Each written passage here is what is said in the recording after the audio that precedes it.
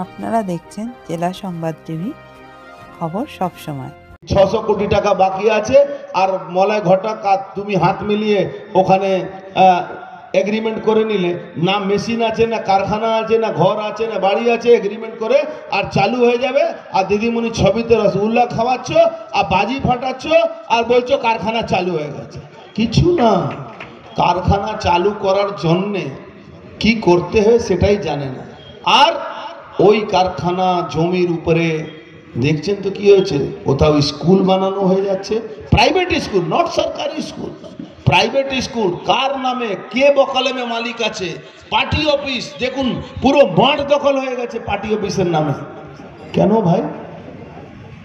তুমি Haripur jute mill যদি চালাবার থাকে, আমি মমতা ব্যানার্জিকে বলেছিলাম কি দিদিমণি আপনি যে কথাটা বলছেন, আপনার তখন পূর্ণেন্দু বসু ছিল মন্ত্রী, আমি বলেছিলাম দিদি আপনার পাওয়ার আছে, আপনি এই মিলটাকে একোয়ার করে নিন, একোয়ার করে অকশন করুন, আর এমন একটা প্রমোটর যে বেশি সুবিধা দেবে, শ্রমিকদের পয়সা দেবে, তাকে দিন, ওই মিলটা চালু হয়ে যাবে, নাহলে চালু হতে পারে না।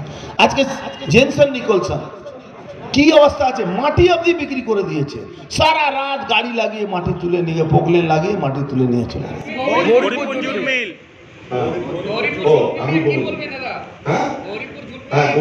মিল নিয়ে আমি পরিষ্কার ভাষায় বলছি, আমি 2011, 2016, 2021 আমি 3টে নির্বাচন মেনে যেতে লড়েছি। আমি কোনো নির্বাচনে গৌরীপুরকে কোনোদিন কোনো ইস্যু করিনি। আমি একবারও বলিনি, কেউ দেখাতে পারবেন না যে আমি গৌরীপুর জুট মিল খুলে দেবো, কারণ আমি জানতাম এটা কোর্টের আন্ডারে আছে। আমি এই যে শিল্প পুনর্গঠন মন্ত্রী হওয়ার আগে হঠাৎ একদিন মলয় ঘটক আমাকে ডাকে, ডেকে বলে যে তোর নৈহাটি গৌরীপুর জুট মিলের সমস্ত ট্রেড ইউনিয়নের লিডাররা তারা আসছে, তারা গৌরীপুর জুট মিল খুলতে চায়। আমি সেই মিটিংটায় যাই, 5টা না 6টা ট্রেড ইউনিয়নের যারা লিডারশিপ, তারা, যিনি ওই দপ্তরের প্রিন্সিপাল সেক্রেটারি ছিলেন তিনি, শ্রমমন্ত্রী মলয় ঘটক, লোকাল বিধায়ক আমি, আর যিনি এটা কিনতে চান, মানে পুরো লোনটা নিজের কাছে নিতে চান, তারা সবাই মিলে, এবং রাজ্যের আইনটিডিউসির সভাপতি বিশেষত, জেলা আইনটিডিউসির সভাপতি সোমনাথ স্যার, তাদের উপস্থিতিতে সিদ্ধান্ত হয় যে কোর্টের বাধা নিষেধ যদি আমরা মানে সরে আসতে পারি, হালকা করে দিতে পারি, তাহলে গৌরীপুর জুট মিল খোলা হবে। মানে ইউনিয়নের লিডারদের আর কোনো বাধা নেই।